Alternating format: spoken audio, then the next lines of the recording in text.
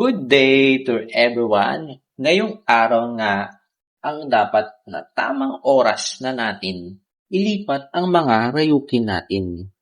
So, nag-water change ako kagabi at para naman malinis po sila ngayon. Kasi medyo nag-white sila. Kasi nga sa pinapakain natin na egg yolk, itong dalawang tab na to, medyo nakahabol na kasi na-spread ko na to. Pero dito, makita nyo, medyo malalaki na ng konti. Pero nito namang dalawang tab na to, mukha naman nakakahabol na. Kaya, yung tamang oras na to, dapat kasi may dalawang araw pa eh. Dalawang araw pa natin to i-transfer. Kasi pag dalawang araw, yun yung mga 14 days na sila.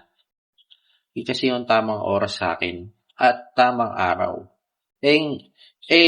Namumblema ako syempre dito sa ating mga babies na maliliit. Ito nga pala ay March 11, pang 6 days na sila. So, ready na ang hatching natin na BBS. Lagpas na ng 24 hours at mga 6 hours. Pwede na natin siyang ipa-feed sa ating mga alaga.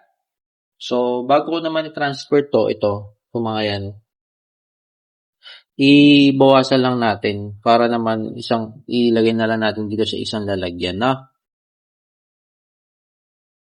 Okay, nabawasan na po natin ang ating mga tab. So, pwede na natin itong pag-isahin kahit dito sa isang tab. Kayang-kaya na yan, no? At transfer na rin natin dun sa labas. At pakita ko na rin sa inyo. So, clear na. At ito na sila. So, ina-acclimate na nga po natin ito. At nagbawas na rin tayo ng mga guppy grass. Nakikita nyo to. Itong mga lumalaki na to. Ito yung mga single tail na malakas kumain. Papakain natin yan dito.